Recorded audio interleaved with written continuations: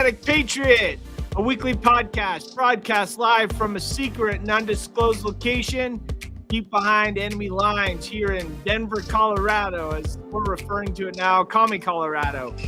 And we speak the truth and nothing but the truth to help us God. And without further ado, here are our hosts, Nicholas Razzo and Hugo Chavez-Ray. Give it up for Nick and Hugo. Hello, everyone, and welcome. Hello, Nick. How are you tonight? Welcome to another edition of the Hispanic Patriot podcast. As normal, before we get started with the show tonight, we got a lot on our plate tonight, so we're going to be excited about what we're bringing you. But please take a moment to hit the like button and subscribe on our YouTube channel. And whatever format you're looking at, follow us and help us grow. Your support will help us, our show grow. And if you're so inclined, you can contribute financially to our cause on our website, displayed during the broadcast. So remember, every donation, large or small, is sincerely appreciated and will help us deliver our important message. And we thank you in advance for your support. So tonight we have a variety of topics as usual, but we've got some really hot button topics, I think, that we're going to be able to cover. And we're going to open up the show tonight with the latest report, of course, of the Trump kangaroo court trial in New York, where it appears that the defense has rested, and now the only thing pending is going to be the closing arguments, which I'm told are going to be presented next week after Memorial Day. And then, of course, the very corrupt judge is going to issue his jury instructions, and that's going to be interesting to hear how he couches his instructions to those jurors. Most legal experts agree that the trial is a big sham, that the prosecution hasn't proven anything regarding their charges. All they did was bring up a porn star and a habitual liar, convicted perjurer, former attorney, Michael Cohen, who made a fool out of himself. You got to do a lot better than that to make waves in New York. And yesterday, he admitted on the stand that he stole $60,000 from Donald Trump. He admitted this in open court. Now I want to see if he gets charged with that. That's larceny. Yeah. But you admit to one crime to put away your old boss for another. It's again, you'd have to do something different in New York to get actual waves, because this is such obvious ridiculousness. The crowds in New York are amazing. They're everywhere he goes. He's drawing huge crowds, and of course, it's taken the fire out of the Democrats' game plan, which was to derail his candidacy and campaign. It's done just the opposite. It's like injected rocket fuel into his campaign, because it's basically in the stratosphere. Every time they speak, his numbers climb, and they're beside themselves. They don't know what to do. I wouldn't either, to be honest, with what they painted themselves into. Well, yeah, and then of course this ridiculous combo of Alvin Bragg and the judge Juan Merchan, the immigrant from Colombia who brought his corrupt character into this nation and somehow got appointed as a judge in our judicial system. It's ridiculous. But let's roll into this. I like to hear Professor Turley, because he has always good insights into the legal aspects of the actual trial, and I want to share that with our audience. So let's go ahead and play that now. Joining us now, Fox News contributor Jonathan Turley. We have gone over and over how this novel legal concept. I wonder if you There's two things I'd like to know in the minds of the jury, maybe after this. What they thought of today, which we just went over in detail. And I wonder if we asked every juror right now, what is the crime that they're alleging against Donald Trump? Do you think they could tell you what that is? Because I don't believe they could. No, they couldn't. Look, you have legal experts, not just on this network, but other networks that are very anti-Trump, who are admitting that after weeks of a trial and months of preparation, none of us can explain the theory in this case. That's the failure of this judge. That is, he's allowed this case to just drift in search of some crime that Bragg hasn't bothered to define. And every time people get challenged on this, they say, oh, well, we're looking at a falsified business record. No, we're not. That's the dead one. That's the dead misdemeanor. You need to show what crime that was committed in relation to that. And they just are very ambiguous. And today they really opposed any legal expert on federal election violations because they've been alluding to that, even though no such violation has occurred. And so this is going to go down to Judge Merchan. And if he has any ounce of integrity, and I hope he does, he will direct his verdict. He will not let it go to a jury because I think it would not just be an embarrassment for himself, but to the legal system. You know, they went through the David Pecker testimony about catch and kill and about non-disclosure agreements. None of that, as you have pointed out, is illegal. There was no crime that they have been able to point to. Then you get the salacious material and testimony of Stormy Daniels. Well, okay, maybe interesting for some people, not me in particular, but salacious, yeah, not relevant, not material, nothing about the law. And then you had this disaster today. What impact did today have? What happened to Michael Cohen today? I will say Todd Blanche was masterful today. I think that's absolutely correct. You know, look, I was criticizing Cohen. We're still representing Trump, so he and I go way back. We're not particularly fond of each other. But, you know, this is when people kept on saying, look, he's been coached, he's been prepped. I never quite believed that. I certainly believe that he could retain his composure because that's what everyone's telling him to do. But he's a pathological liar. I mean, that's his MO. And you can't put someone like that on a stand very long before they return to that nature. And we saw that, you know, where he just appears to have made up a key phone call because he likely saw it on a phone record and said, I'll just say that's when I told Trump. And it really resulted in a spectacular explosion in the middle of court. Because it wasn't just a call. That was the call. And so the question now is for the jury, whether their hate for Donald Trump is greater than their hatred for being treated like chumps. I mean, at some point, they have to be insulted by what they're witnessing. New Yorkers don't like to get played usually. They certainly don't go around selling Brooklyn Bridge to others. That's usually reserved for tourists.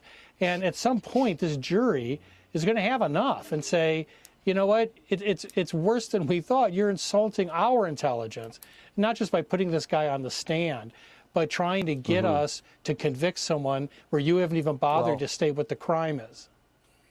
I got to run, but also the real Michael Cohen came out in his podcast videos and TikTok videos that the jury saw, not the guy that was pretending to be calm, cool, and collective if he was even trying. Jonathan Turley, as always, thank you. Wow. It's just, I have no words. I mean, I wouldn't admit to a felony to start a TikTok career. I certainly wouldn't recommend Cohen do that. You know, for a person who's a lawyer, he doesn't really act like one. I mean, act like someone who's used to navigating people through difficult situations. You know, no wonder he wasn't particularly close with Trump. I mean, all of this stuff that they're just dredging out. I feel like there's certain of an attitude of like, especially on the left, the Democrats who still believe there's something like, well, there's got to be more. I must just be ignorant of the facts. It's like, no, there are no facts to be ignorant of. It's just a literal circus. It's just if it comes out of Cohen's mouth, it's not a fact. It's a lie. It's just a blatant lie. He but when you're makes it trying up. to get famous, like I think that from the start of this, you have people, or like that guy who went to jail, Avenatti or whatever his name is. These are people who are trying to get famous. They don't belong in New York. They belong on the Jersey Shore. Like, Yeah. I mean, that's just the facts. That's what I'm getting here. Is these are people who are fake people who want to get famous, or for Stormy's case, I guess to reignite old fame she believed she had, or the one lady who accused Trump of a sexual assault. As soon as she gave that interview on Anderson Cooper's show, where she's just like, you remember that, like we said, oh, this is positive when it's totally not. Like these people want to have their time in the sun, and that's the entire reason they're going along with this political dragging through the nation, all this stuff. This judge is so corrupt that he's let the circus into his courtroom. We're going to see a little more in the next video that we play, but he was when they were when the defense presented this individual by the name of Costello, who was Cohen's attorney, he basically hung him out to dry and was telling the truth, and the judge or the prosecution kept objecting, and the judge was so in tune with the prosecution that he was upholding the objection, sustaining the objection even before it finished coming out of the mouth of the prosecutor. And then it said this reminds me of some of the things that happened in like the Kyle Rittenhouse trial. Like they put witnesses on the stand and they would just completely blow out the prosecution's case. It's just be like, okay, maybe prepare a little bit before you have a really important, nationally significant trial. These people don't act like they've had. Maybe they had nothing going into it. Maybe they got all the cards stacked against Trump, so they don't have to worry about. They know that they've got the judge in their pocket.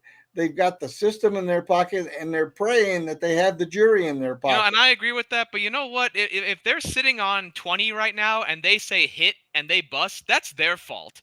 And that's what they're headed into. They're looking at what they thought was a slam dunk, 20, and they said, and they want to hit, and they're going to go bust.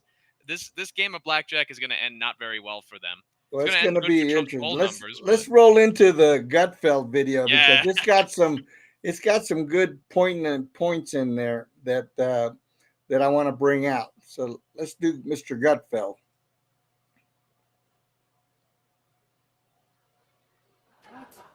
Now, nobody was more disappointed watching the Bragg case fall apart than our media. You'd think they'd be used to this by now. This was supposed to be an epic takedown of Trump, starring a killer witness who had all the dirt. Sadly, they've been promised George Clooney, but instead got George Costanza.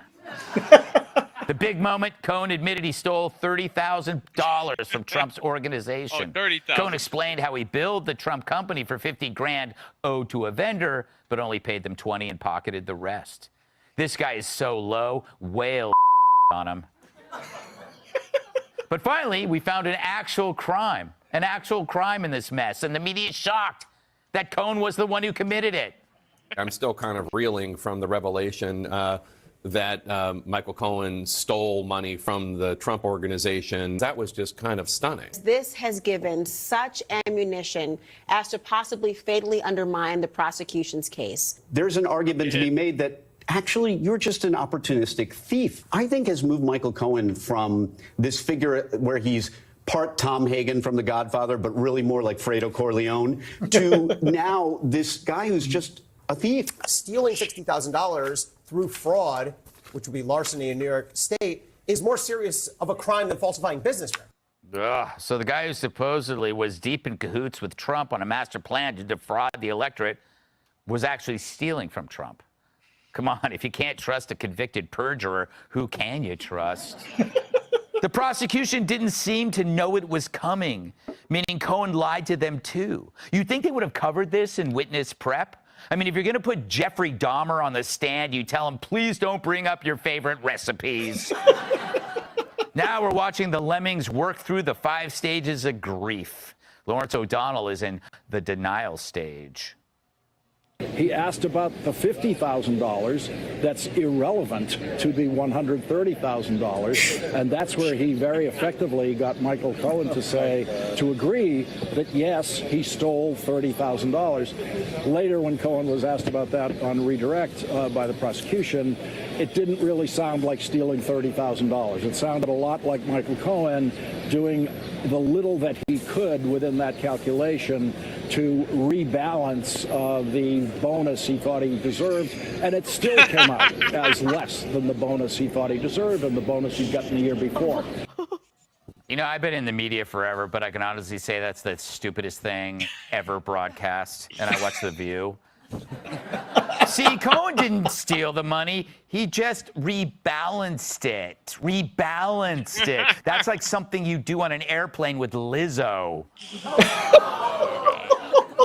Rebalancing, isn't that how they defend looting and reparations? Rebalancing is a new word for theft. After the show, I think I'll rebalance some of Judge Janine's Activia. That's yogurt. Now, the bad news is that the left's lawfare isn't restricted to Trump. According to a website called the 65 Project, some 400 Republican lawyers and politicians have been targeted with criminal and civil litigation, as well as disbarment proceedings. This as we head into the 2024 election. There's a whole new round going on in Arizona as another election interference case is underway to attack and bankrupt Republicans. Of course, Arizona is a swing state and Trump is up in the polls. Must be a coincidence, right? In fact, Trump is pretty much up in all the swing states. So at what point is the left going to realize lawfare is working about as well as their Afghan pullout or Hunter's pullout with that stripper? They might want to remember that if Trump does win, it'll be the orange meanie who controls DOJ. And like the old saying, payback's a Clinton.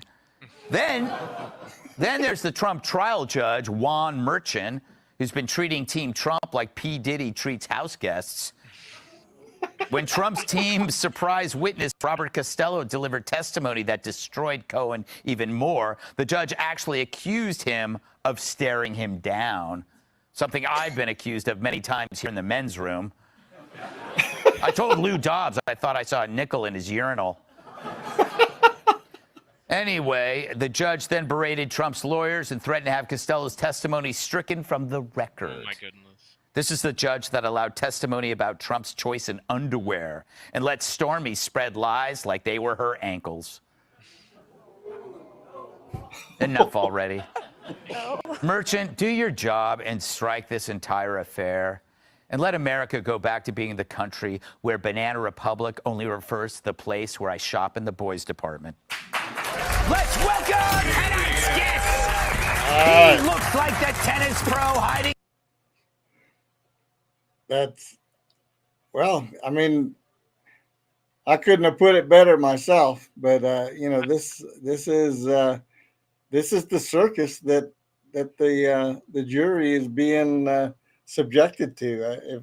It's like that other guy was saying, if I was a juror, I would be really pissed that I was on this jury and that I'm wasting my time with this stupidity brought on by Fat Albert. Well, and look at the amount of jokes that you can make about this thing. Like, this is literally and this is what our own media is saying about us. You can only imagine what foreign media is talking about this about. Like, from what I understand, it basically boils down to what is America doing, or look how funny this is that they're putting their politicians through this. I mean, we're not being taken seriously. So there's another reason Trump kind of needs to win, because like we need to put this all behind us, because if something like this leads to electoral change, like it puts Biden over, which thank goodness it isn't, what would that say about our country? That, okay, congratulations, Biden, your crack addicted son isn't the only person bringing strippers and porn stars into the limelight. It's also your own judges. Like, like they say, the fish rots from the head down. Like, we have low moral standards on all levels. I don't think it's going to get any better with Biden. With Trump, there's a certain demand for moral evenness, even if it's just Democrats pretending to be better when they're not. I mean, do you want more of this? That's what I would ask America. Do you want more of this, or would you like the peace and quiet you hand on to Trump? Well, the other thing that I find curious is how they either downplay or have totally ignored the fact that this judge's daughter runs an organization that is profiting by raising tens of millions of dollars off of this trial. So yeah, it's a bit of something. It's to his daughter's advantage that Trump get convicted, because then the fundraising is going to go through the roof. But this guy, I don't know how smart he is or what kind of, attorney. He looks like the kind of guy that pretends to be a lot smarter than he is. Yeah. You know what I mean? With the black rimmed glasses. Right. It's like, I swear that's died. Outraged outlook. And yeah, he's. Because my thing is asking, oh, you're staring me down. It's like, you're supposed to be a judge. Aren't you supposed to judge like hardened criminals, and you're worried about someone staring at you? He's being over dramatic in his personal dealings. I can't imagine his judicial dealing is any more even-handed even. But like I said, he's got a choice: either, ruin his honorability, as a judge and the whole legal system, or let the jury do it and, turn this game of blackjack into a game of dice. And either way, they're going to lose. They've brought Trump to the wrong casino. Maybe they should have brought him to a casino he doesn't own called New York City. Well, there was I can't remember the name of the legal expert that was being interviewed, but he was commenting on what's known as reversible error, which is what if Trump gets convicted, this is an immediate appeal to the higher courts. Yeah. And the higher courts, the first thing they look for is reversible error. And this one expert said that he had lost count after 50 reversible errors in this trial. And that's not encouraging. And the blatant bias being shown by this judge. I mean, if he's not removed from the bench, that's a travesty. Absolutely. That's something about American history that we want to look around. When there's abuses in our history, it's often really silly. Like, it's often silly that people even tried to do it like this. But you know what? Let's, for a second, stop joking, because this is kind of ridiculously sad, honestly, for our country. This is a former president, someone the American people of all races and ages and all kinds of stuff voted for. And this is what he's being put through. Imagine the psychology of it, of having to be sit there and be told that you're a piece of garbage, basically, by a judge who just hates you for political reasons. I mean, Trump's still a human being. All these people are still human beings, and every single one of us is affected when we see this kind of stuff. So to kind of end the note on, we was positive, but there is something negative to this. That this is sad. This is a sad abuse of our justice system. And I'm glad we can joke about it, and we need to. But let's be honest, something like this should never happen again to a former U.S. president or any U.S. official at all. Anybody for that, Smith. Anybody, any American. Let's put it to that. No American. Many times, if they can do this to Trump, imagine what they can do to you. That's a good point, Hugo. That's just terrible. That's horrible. It's true to imagine in the United States of America. Our forefathers are probably turning over in their graves. Yeah, our forefathers probably never even, caught wind of a porn star, let alone, let alone put one, ostensibly tacitly supported one. Because I think Biden had some of this story in some of his campaign advertisement in 2020 or something like that. It's like, he's going to talk about it. He's going to stoop to that level. And I wouldn't be surprised if Biden brings this up into debate, despite it being a travesty. Oh, if he does, it's going to super backfire on him. Well, that's what dementia does to a person. All right. So let's talk a little bit about Nikki Haley. Oh. All of a sudden. The last time. Nikki Haley has seen the light, and she made a statement and said that, I forget the exact quote, but she will vote for Trump. She will vote for Trump because that's right. Biden is just too corrupt or something, or I can't imagine what she said something that made her look good, to say it. And honestly, you know what? Thank you for bowing out, ma'am. Much appreciated. You're not going to be vice president, but much appreciated. Well, she's trying to mend fences. Here we go. Let's listen. I put my priorities on a president who's going to have the backs of our allies. and hold our enemies to account, who would secure the border, no more excuses, a president who would support capitalism and freedom, a president who understands we need less debt, not more debt. Trump has not been perfect on these policies. I've made that clear many, many times. But Biden has been a catastrophe. So I will be voting for Trump. Having said that, I stand by what I said in my suspension speech. Trump would be smart to reach out to the millions of people who voted for me and continue to support me, and not assume that they're just going to be with him. And I genuinely hope he does that. Okay, she's not wrong about that. I will say that. That was pretty decently a nice bow out. I will say that. I agree Analysis. with. You can always find us on Hulu, Roku, Pluto TV, the ABC News app, and of course on ABC News. You gotta get in there. There we go. Okay, let me. Just the one thing, the glaring omission that I see in that short statement, and I'm glad she's come out and said she will vote for President Trump. I half expected it, but I wanted to hear it from her. But the step that she needs to take, one more step in, is to speak to her supporters and say, you cannot vote against President Trump, because that would be a catastrophe of biblical proportions. So regardless of your personal feelings, you need to now coalesce and unite behind President Trump. That would have been a little bit more impactful, I think. And maybe perhaps in the coming weeks or whatever, she will do that.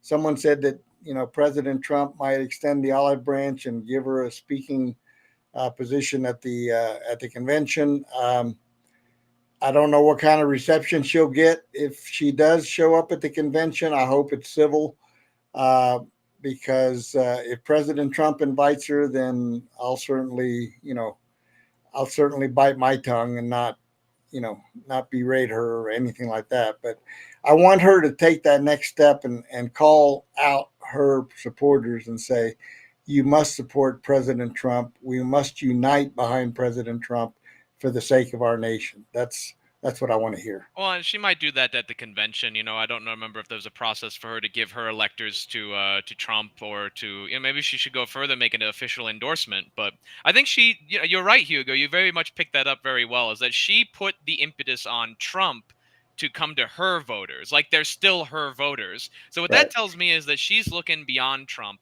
She's looking, I think, for a run after Trump, and I think this is a big part of why she's doing that. And I don't begrudge her for it. I mean, she did a lot of work to secure the voters she has. But I think there needs to be a trend among politicians to not think of the voters who voted for you as your voters.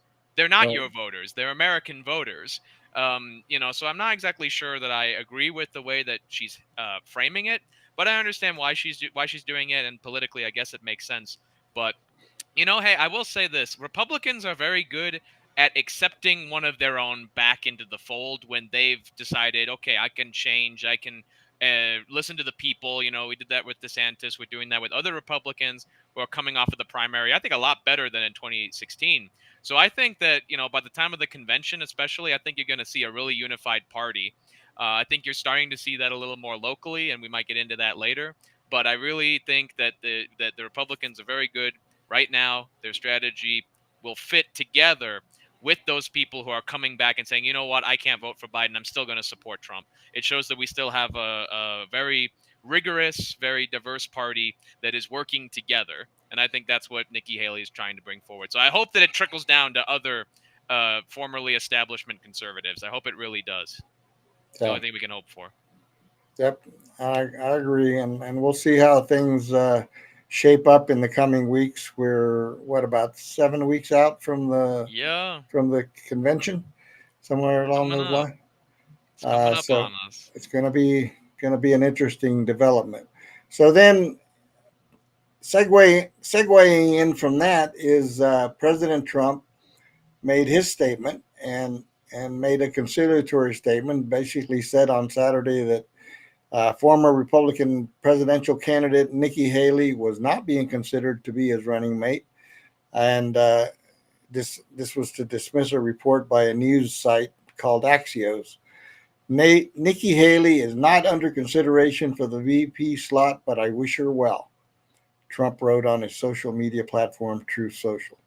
So, citing people that are familiar with the situation, Axios had reported that Trump could pick Haley if he were convinced she could help him win the presidency, avoid a potential prison sentence, and cover tens of millions in legal bills if he loses. I don't think that's the reason. That's a convoluted narrative there. And he's not going to abandon his MAGA crowd just to pick up some establishment conservatives. Like, oh my God, no.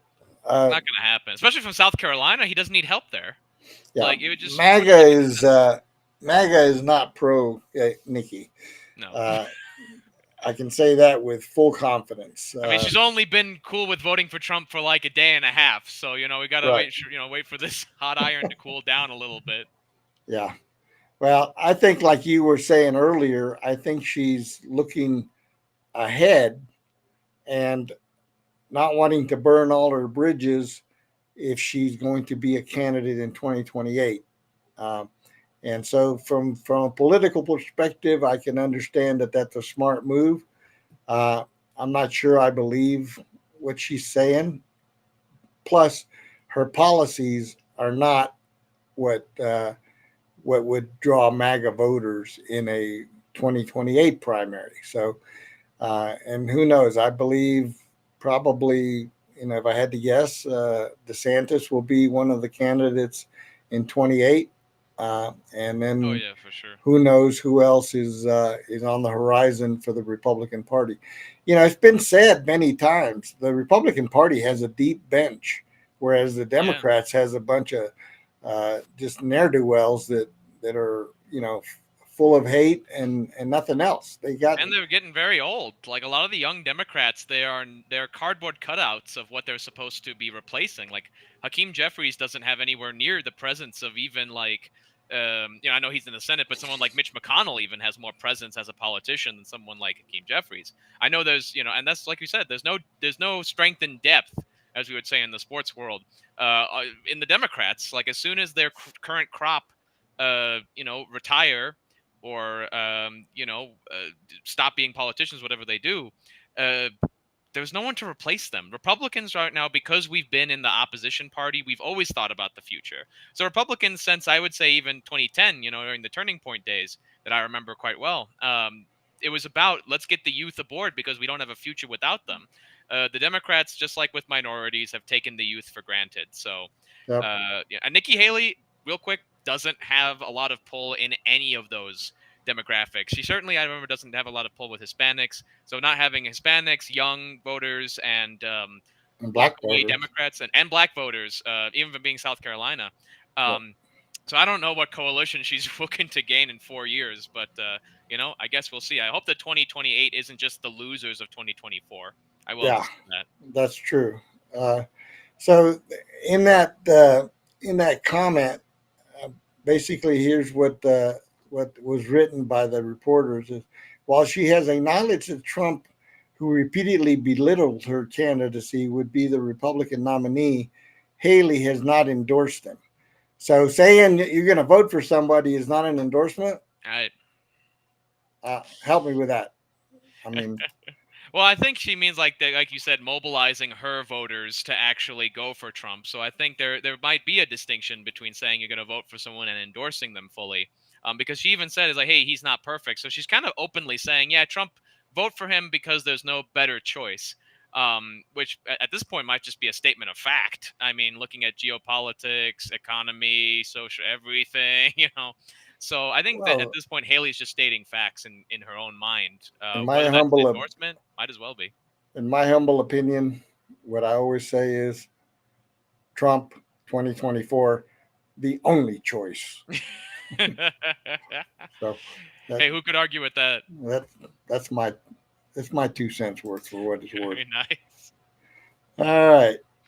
So now there's an interesting story that I ran across regarding the World Health Organization, otherwise known as WHO, not to be confused with the WHO.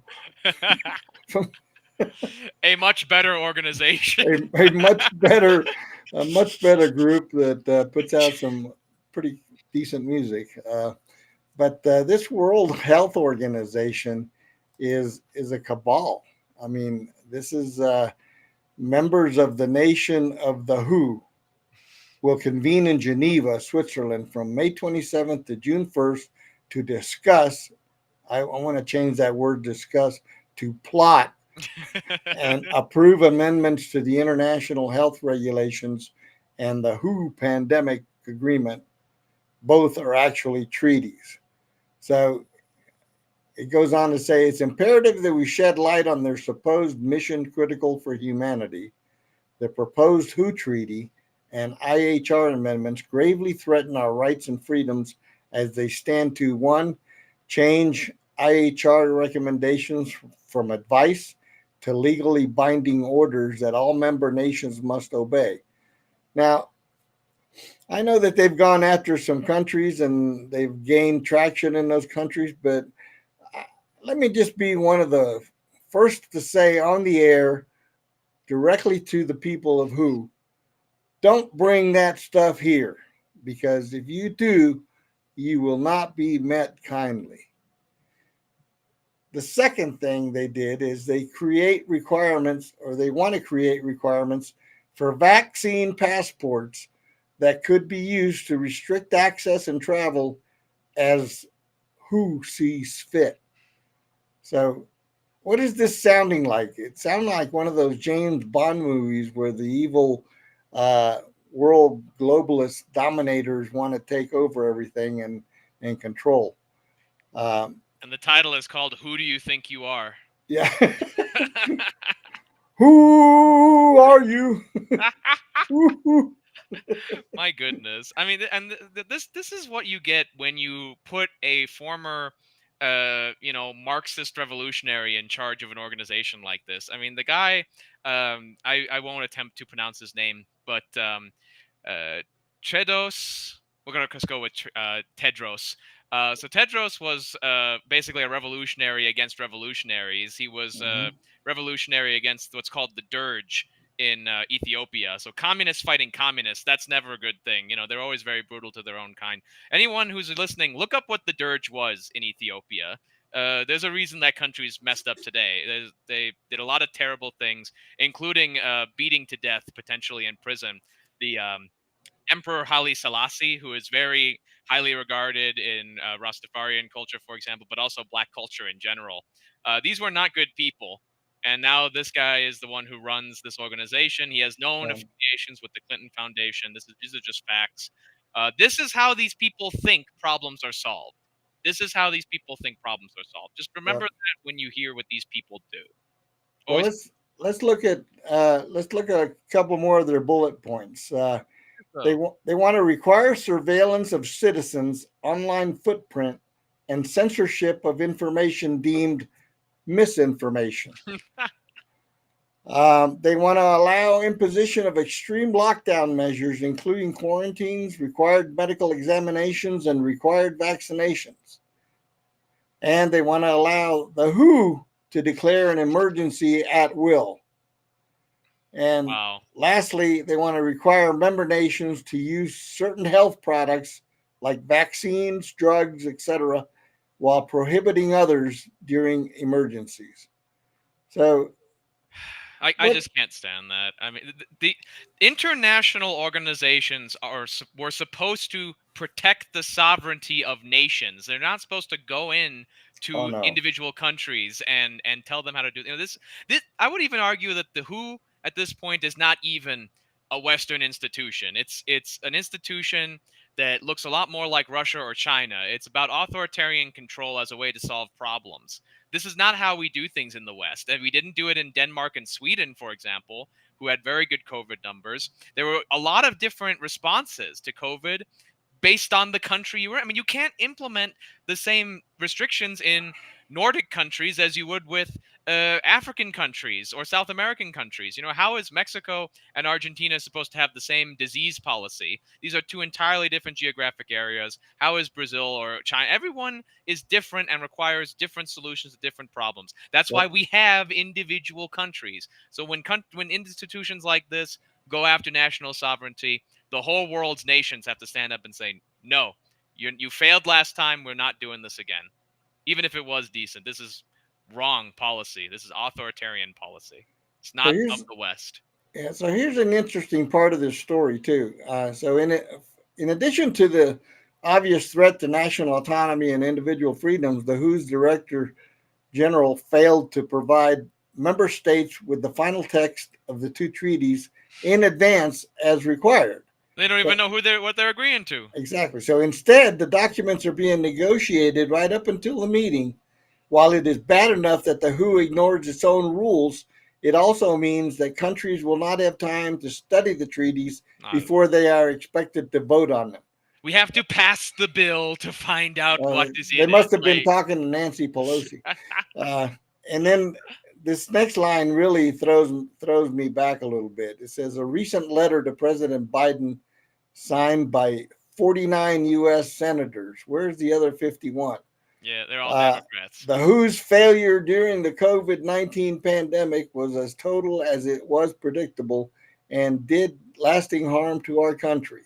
The United States cannot afford to ignore this latest WHO inability to perform its most basic function and must insist on comprehensive WHO reforms before even considering amendments to the IHR or any new pandemic-related treaty that would increase WHO authority. And who could have seen this coming? So time is running out. Yeah, oh my goodness. Does that say it all or what? I mean, it says here to contact your state and federal representatives and senators, and it sounds like only 49 of the senators want to listen to you anyway. Yeah, we need the Democrat Party to change on that, to understand that it's like this is not an institution that is even close to what our values are. I mean, it's just so antithetical to everything that we believe in. Like you said, with national autonomy and with personal freedom. And also, the quote, Spider-Man quote, with great power comes great responsibility. These people want total power and no responsibility. That's why everything they do fails, because you can't have power without responsibility. And that's what all these international organizations want and think they have. And it's because we know what the end game is. I mean, that's the bottom line. Something they think is perfect, and we can debate. Well, it's perfect for them because they'll have full power over all the people. But if you need full power over all the people, maybe you shouldn't be the one ruling the people. Yeah, well, they won't buy that one. Maybe we should get people in charge who get along with the majority of people rather than run antithetical to everything they personally believe in. Yep. We'll get that one day. All right, so that's something that's going on here in the next couple of weeks, and we'll keep an eye on it and see what transpires. Absolutely. All right. Here's another interesting story that I stumbled across, and it kind of threw me off when I first heard about it, and that is that the Supreme Court emergency decision to end all firearms permits nationwide has been put into motion. And this is it's a groundbreaking development. The Supreme Court is set to consider an emergency decision that could potentially end all firearms permits nationwide. This move comes after a significant legal battle challenging New York's stringent permit requirements for purchasing and possessing rifles and shotguns.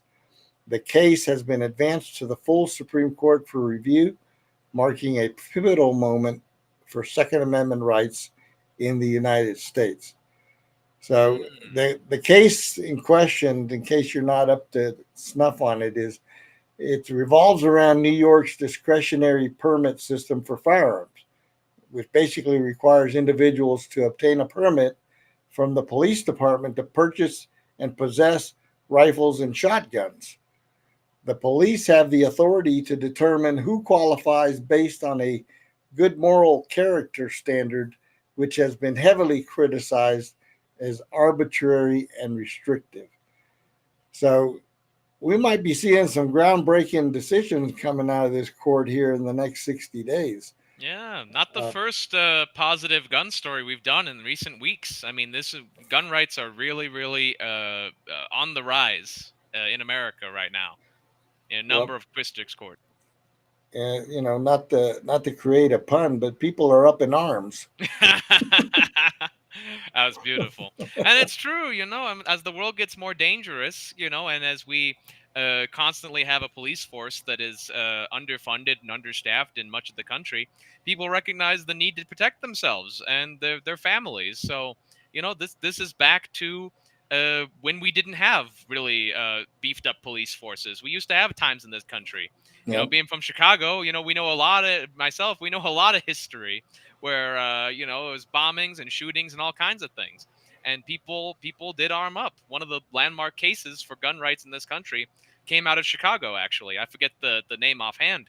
But really, the most dangerous circumstances bring out the need for arms. And it's proving to, I think, everybody that you don't have to fit the typical mold to be a gun owner. Anybody should feel comfortable getting a gun. Never feel like you don't deserve one or that you can't handle one. They impart a certain, like any weapon, they impart a certain responsibility. So as long as you're of sound mind and body, go for it. You should be able to protect yourself from the criminals that have no right to your life or your stuff. So what you're saying is, as long as you're not like Joe Biden. Or no, more like Hunter Biden. You know what I mean? Or Hunter. Maybe Joe Biden could get it. I don't think he would fit the good character requirement in New York. Or any Biden.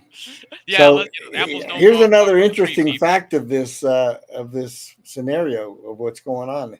Initially, the emergency application to halt the permit requirements was submitted to Supreme Court Justice Sonia Sotomayor, who is responsible for the Second Circuit. However, Justice Sotomayor denied the application. The plaintiffs then resubmitted the application to Justice Clarence Thomas, who referred it to the full court for consideration. This significant step means the case will be reviewed in a Supreme Court conference. So, Justice Thomas is the one who stepped in and basically saved the situation there. Good old Thomas. So the argument from the plaintiffs is basically on the precedent set by the Supreme Court's decision in New York State Rifle and Pistol Association versus Bruin. In Bruin, the court struck down New York's proper cause requirement for concealed carry permits, stating it violated the Second and 14th Amendments. The plaintiffs assert that the current permit requirements for purchasing and possessing rifles and shotguns are similarly unconstitutional. And they're not wrong. This is, the gun grabbers want to extend their gun grabbing to rifles and shotguns. They're not happy with just going after the handguns. Now they want to take all guns. But that was the end game from from the beginning. So yeah, no, I mean, and it's about fear and ignorance. Like, people don't know how guns work. People don't know what guns are, especially on the side that thinks that they just need the police that are racist and evil to protect them. So I'm surprised they went with that in New York. It's like, so the police who are racist are gonna be cool with giving you gun permits. Those are the people that you put in charge, but they're supposedly racist. But they also protect you at your court hearings, and they protect you at your Capitol buildings. So I just wanted to throw that in there. You know what I mean? It's like the restrictions they put on people are self-contradictory to their own ideas. And I don't know if you know this, Hugo. A lot of the far leftists now, they're pro-gun, they're very pro-gun, especially out in Oregon and Washington like that.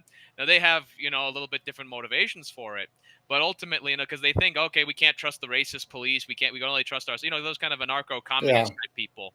They're very surprising in terms of pro-gun. So maybe some of this lefty craziness is filtering down into some sanity. We can only hope. We can only hope, at least on some issues. Yep. All right, let's talk a little bit about CD5. We both watched the debate the other night, and I took away, if I had to grade it, and people have said I'm biased because I'm pro Dave Williams, but I thought it was a good debate. I thought both presented themselves well, and I don't, unlike what some of my friends have accused me of, I have nothing personal against Jeff Crank. Yeah. I just disagree with some of his positions, and that's what it's all about, isn't it? In an election, you elect and vote for people that. Now, just to be full disclosure, I don't have a vote in this race. I'm not in that district. He's in Denver. He can't vote over here. You, however, do have a vote, and the primary is going to be an interesting result. But the thing that kind of struck me about Mr. Crank is that he was not dishonest, but he wasn't forthcoming with some of his positions with regards to AFP and his connections to the Koch brothers, who basically came out and endorsed Nikki Haley. And then he came out with a statement, a public statement, that basically praised that decision. And then he wants to come back and say that he's always supported Trump.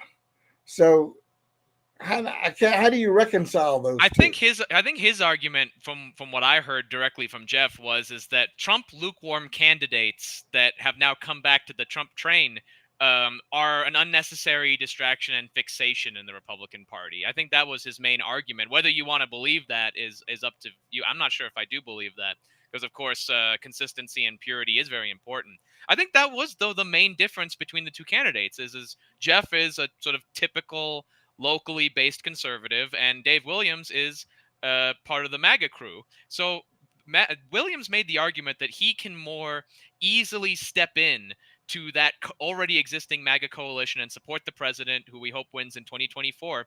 And his argument was that Jeff, being a typical, I don't want to say Mitt Romney, because of course Mitt Romney's in the Senate, and Jeff Crank is not anywhere near that guy. No, nowhere near. But I think that what Williams and a lot of people were worried about is Jeff becoming complacent and stepping into that sort of old guard Republican role, and not necessarily doing the kind of things that Dave Williams, because of his affiliation with the MAGA crew, sort of has to do to maintain his credentials. I mean, to me, if you want my deep down, boiled down rather, assumptions or assertion about the debate, I think you have a boomer and a millennial. I think you have two different strategies of what conservatives used to be. Hugo being a very ahead of the curve, I think, doesn't fit either of those kind of strategies. I think that we're working towards something even better for the future, like we talk about very often. But these guys are the two archetypes of what's in the Republican Party right now. That's what makes this decision so interesting. People around the country should be looking at this race, because this race is the Republican Party's main division. And so whoever wins is going to have to be able to add to the Republican House's growing power, their influence, and the voters have to make a choice. Which one will do better? And unfortunately, I think that depends on who wins 2024. Maybe if Biden stays in, maybe Jeff being able to work more across the aisle is a good thing. If Trump wins, then Dave Williams is the obvious pick, because he's already integrated. He even very much relied on his Trump endorsement for during the debate to show the point that he has much more credibility than Crank does. Yep. So, the vote. This is the problem with democracy, or the thing inherent to democracy, at least. The voters could get it wrong, not because the voters are wrong. The voters are never wrong. They just make choices, and we all live with them. That is the reality of democracy. It depends on what every other voter across the country does, because I think Dave Williams in a Trump 2024 House, he's the man. He's the guy who could get the job done most effectively. And I think Jeff would argue that he could be useful either way. So we got to see who wins. It all depends. The votes down ballot matter as much as up ballot. It's got to be one Republican effort. Yep. So we've got along those lines, of course, there's the CD3 race, which is very interesting. It appears that the one faction is attacking Mr. Varela, and they're trying to marginalize him.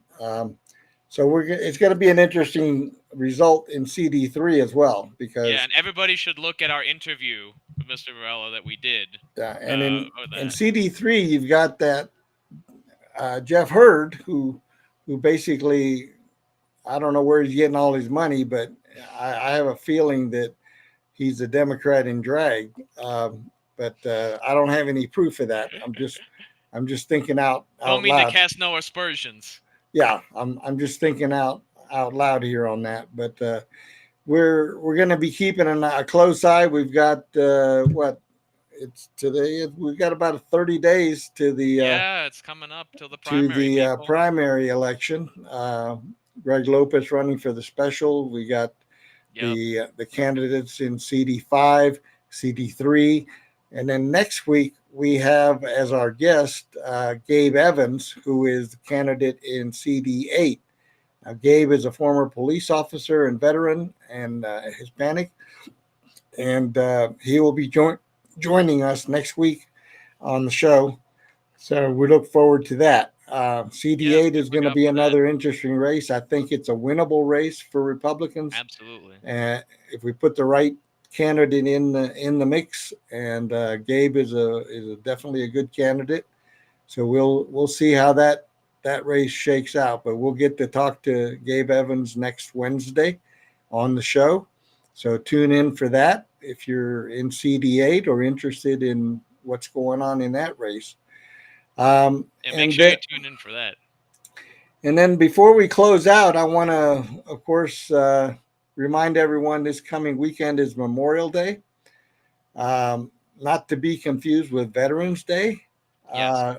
A lot of people confuse that. Memorial Day is a holiday to memorialize those who paid the ultimate price for the country. They are patriots, heroes all, from all the past wars. So don't confuse Memorial Day with Veterans Day. Veterans Day is where we honor all the veterans around the nation who have served or are currently serving. And so we hope everyone has a great holiday weekend. Enjoy the festivities and gatherings with friends and family, but most importantly, do not forget the meaning of the day, and take a moment to attend possibly a parade, a picnic, or some memorial. I know that Fort Logan has a memorial every Memorial Day there, a memorial ceremony, and all the people. It's usually pretty well attended. I've been to a few myself. Yeah, we have a lot of events in Colorado Springs. The Colorado Springs has about 3 military bases, so there's tons to do. Look it up, make your choice, and absolutely enjoy it. One thing, Hugo, I want to say is that I will be having a more in-depth CD5 debate breakdown in article form that'll be coming out. So watch for that. Post it on Facebook, a couple other places. Yeah, we'll get that. We'll get that put up on the website as we are revamping the website and trying to look for that. Get some things on there. But yeah. Oh, yeah. For Memorial Day, everybody, honor the fallen. The dead are still with us, especially those who have died in Jesus Christ, who shall never die. So please honor everybody that you love, that even in your family, I'm sure everyone has those who paid the ultimate sacrifice in their family. Remember them, remember those in your family, outside your family, for the whole country. And most importantly, remember, if it wasn't for them, we wouldn't be here today. Exactly. So let's be here for them today. Let's be here and let's honor them over the weekend. So to all the veterans out there, we say hello. To those with family members who gave their all. We honor you. We pray for you, and we thank you.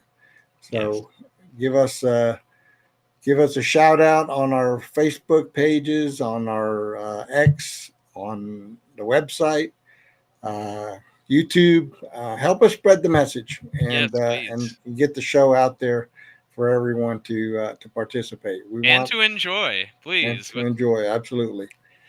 So that's it for tonight. We have our we'll do something with Memorial Day, post Memorial Day next week, and we'll definitely have something to honor the Patriots that. Be looking for some great new content, everybody. Yep.